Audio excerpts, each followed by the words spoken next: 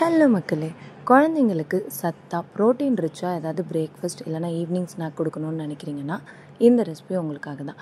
ரொம்பவே டேஸ்டியான ஒரு பணியாரம் தான் பார்க்க போகிறோம். கண்டிப்பாக ட்ரை பண்ணி பார்த்துட்டு எப்படி இருந்துச்சுன்னு கமெண்ட்டில் சொல்லுங்கள்.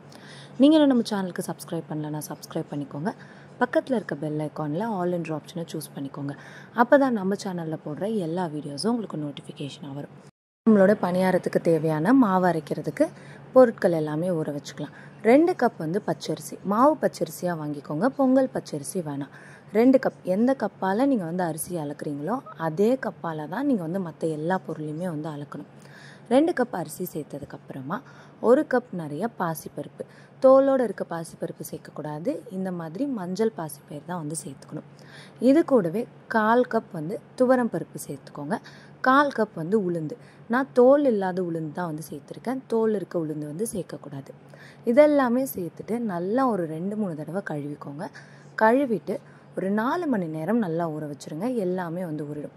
தனித்தனியாக ஊற வச்சிங்கன்னா 2 மணி நேரம் ஊற வச்சாலே போதும். எல்லாம் சேர்ந்துன்றப்ப 4 மணி நேரம் நீங்கள் ஊற வச்சுக்கோங்க. இதை நல்லா கழுவியாச்சு. மூழ்கிற அளவுக்கு தண்ணி விட்டு இதை நம்ம ஊற வச்சுக்க போகிறோம். ஊற வச்சதுக்கு அப்புறமா இதை அரைக்க போகிறோம். இந்த மாவை நம்ம புளிக்கெல்லாம் வைக்க போகிறதில்ல, அதனால நல்லா ஊறினாலே போதும். ஊறின உடனே நம்ம இதை அரைச்சி எடுத்துக்க போகிறோம். பாருங்கள், இந்த அளவுக்கு மூழ்கிற அளவுக்கு தண்ணி விட்டு நான் ஒரு 4 மணி நேரம் இதை ஊற வச்சுக்கிட்டேன். ஊறினதுக்கப்புறமா இதை நான் மிக்சர் ஜாரில் தான் அரைக்க போகிறேன். நீங்கள் அதிகமான அளவில் செய்கிறீங்க அப்படின்னா மட்டும் கிரைண்டரில் அரைச்சிக்கோங்க. நல்லா ஃபைனாக அரைச்சிக்கோங்க. குறப்பாக இருக்கக்கூடாது.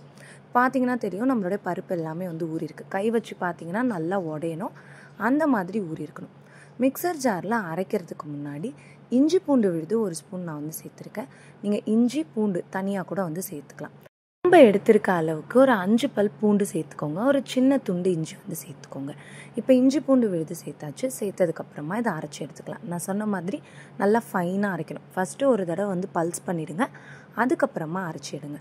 கொஞ்சம் கொஞ்சமாக தண்ணி சேர்த்து அரைச்சிக்கோங்க. ஒரு 1/2 டம்ளர் வரைக்கும் தண்ணி தேவைப்படும். ரொம்ப ஜாஸ்தியாகவும் தண்ணி சேர்க்கக்கூடாது. இப்போ பாருங்கள், நல்லா ஃபைனாக அரைச்சாச்சு. அரைச்சதுக்கப்புறமா இதில் உப்பு தேவையான அளவு, தூள் உப்பு சேர்த்துக்கோங்க. கல்லுப்பு சேர்க்கக்கூடாது. அரைக்கிறப்பனா நீங்கள் கல்லுப்பே சேர்த்துக்கலாம். காரத்துக்கு தனி மிளகாய் தூள் சேர்த்துருக்கேன். இது கூடவே மஞ்சள் தூள் சேர்த்துருக்கேன். இது கூட தூளுப்பு சேர்த்துருக்கேன். கூடவே பெருங்காயத்தூள் சேர்த்துக்கோங்க. சேர்த்துட்டு நல்லா கலந்து விட்டுக்க போகிறோம். இப்போ காய்கறிகள் சேர்க்க போகிறோம். காய்கறிகள் உங்களுக்கு விருப்பமான எல்லா காய்கறிகளுமே சேர்த்துக்கலாம். இன்றைக்கி நான் என்னெல்லாம் சேர்த்துருக்கேன்றது சொல்கிறேன். பொடியாக நறுக்கியிருக்க குடைமிளகாய் சேர்த்துக்கோங்க. கட் பண்ணி வச்சுருக்க கேரட் சேர்த்துருக்கேன். கேரட்டை நீங்கள் துருவி கூட சேர்த்துக்கலாம். இன்றைக்கி நான் பொடியாகவே எல்லாத்தையுமே நறுக்கி சேர்த்துருக்கேன். பீன்ஸ் சேர்த்துருக்கேன். நீங்கள் இதில் பீட்ரூட் கூட சேர்க்கலாம். ஆனால் பீட்ரூட் சேர்க்குறப்ப கலர் ரெட்டாக மாறிடுன்றதுனால நான் பீட்ரூட் சேர்க்கலை. கைப்பிடி நிறைய கொத்தமல்லி இருந்தால் நீங்கள் கொத்தமல்லி கூட சேர்த்துக்கலாம். காய்கறிகளை வதக்கி சேர்க்கணுன்றது அவசியம் கிடையாது. இந்த மாதிரி அப்படியே ஃப்ரெஷ்ஷாகவே சேர்த்துக்கோங்க. நம்ம குழிப்பணியார கல்லில் தான் செய்ய போகிறோன்றதுனால காய்கறிகள் வெந்துடும். உங்களுக்கு ஒரு வேளை வதக்கி சேர்த்தா தான் பிடிக்கும்னா நீங்கள் இதை வதக்கியுமே சேர்த்துக்கலாம். வெங்காயம் சேர்க்க தேவையில்லை. கலந்ததுக்கப்புறமா உப்பு செக் பண்ணிக்கோங்க. உப்பு கரெக்டாக இருந்துச்சுன்னா நீங்கள் அப்படியே இதை ஊற்றிடலாம். இதை நம்ம புளிக்கெல்லாம் வைக்க போகிறதில்ல, அப்படியே தான் பணியாரக்கல்லில் சேர்த்துக்க போகிறோம். இதை நீங்கள் தோசையாக செஞ்சாலுமே ரொம்பவே நல்லாயிருக்கும். ஆனால் தோசையாக செய்கிறப்ப நம்ம ஊத்தாப்பம் மாதிரி செஞ்சுக்கோங்க. அப்போ தான் நல்லா சாஃப்டாகவே இருக்கும். பணியாரக்கல்லில் ரொம்ப ஜாஸ்தியாக எண்ணெய் சேர்த்துக்காதீங்க. நான் சேர்த்துருக்க அளவுக்கு எண்ணெய் சேர்த்தாலே போதும். நெய் வேணும்னா நீங்கள் நெய்யில் கூட இதை சேர்த்துக்கலாம். இதில் பேக்கிங் சோடாலாம் எதுவுமே நம்ம சேர்க்கலைங்க. பாசிப்பருப்பு இருக்கிறதுனால நல்லாவே சாஃப்டாக இருக்கும். நம்மளோட குழிப்பணியாரக்கல்லில் இதை சேர்த்துடலாம். சேர்த்துட்டு மீடியம் ஃப்ளேமுக்கு மாற்றிடுங்க. அப்போ தான் ஃபுல்லாகவே வெந்திருக்கும். 1 நிமிஷத்துக்கு இதை நீங்கள் டிஸ்டர்ப் பண்ணக்கூடாது. அதுக்கப்புறமா தான் திருப்பி போடணும். திருப்பி போட்டு இன்னொரு 2 நிமிஷம் இது வேகட்டும். இந்த மாதிரி திருப்பி போட்டு ஃபுல்லாகவே வேகணும். கலர் உங்களுக்கு சூப்பராக இருக்குங்க. ஒரு கோல்டன் ப்ரௌன் கலர் மேலே வரும். பாருங்கள், இந்த மாதிரி திருப்பி போடுங்க. ஒரு இதை திருப்பி போட்டு பாருங்கள். நல்லா திருப்ப முடியுதுன்னா அடுத்தடுத்ததை திருப்பி போட்டுக்கோங்க. சென்டராக இருக்கிறது தான் ஃபஸ்ட்டு வெந்திருக்கும். ஏன்னா அங்கே சூடு இருக்குன்றதுனால அந்த இடம் தான் வெந்திருக்கும். அப்புறமா கடைசியாக இருக்கிறத நீங்கள் திருப்பி போடுங்க.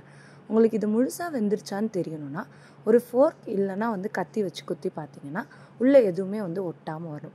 மீடியம் ஃப்ளேமில் வச்சு வேக வச்சுக்கோங்க. ஒரு 5லேருந்து 7 நிமிஷம் ஆகும் எல்லாமே வேகிறதுக்கு. கலருமே பாருங்கள், நல்லா சூப்பராக கோல்டன் ப்ரௌன் கலர் மேலே வர ஆரம்பிச்சிருச்சு. நான் சொன்ன மாதிரி வெந்துருச்சான்னு தெரிஞ்சுட்டு அதுக்கப்புறமா நீங்கள் எடுத்துடலாம். எடுத்துகிட்டு இதை நீங்கள் தேங்காய் சட்னி கூட சர்வ் பண்ணலாம். ரொம்பவே சூப்பராக இருக்கும். காய்கறிகள் எல்லாமே இருக்கிறதுனால ஒரு ஃபுல்ஃபில்டான பிரேக்ஃபாஸ்ட்டாக இருக்குங்க. நீங்கள் இட்லி பாத்திரத்தில் கூட வேக வைக்கலாம். ஆனால் இட்லியாக செய்கிறப்ப ரொம்ப சாஃப்ட்னஸ் இருக்காது.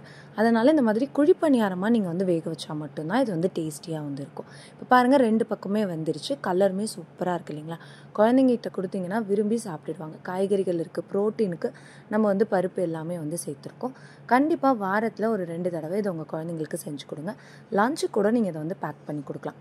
ட்ரை பண்ணி பார்த்துட்டு எப்படி இருந்துச்சுன்னு மறக்காமல் கமெண்ட்டில் சொல்லுங்கள். வீடியோ பிடிச்சிருந்துச்சுன்னா லைக் பண்ணுங்கள், ஷேர் பண்ணுங்கள். நம்ம சேனலுக்கு சப்ஸ்கிரைப் பண்ணிக்கோங்க. இந்த வீடியோ பார்க்குறதுக்கு உங்களோட டைமை ஸ்பெண்ட் பண்ணதுக்கு தேங்க்யூ.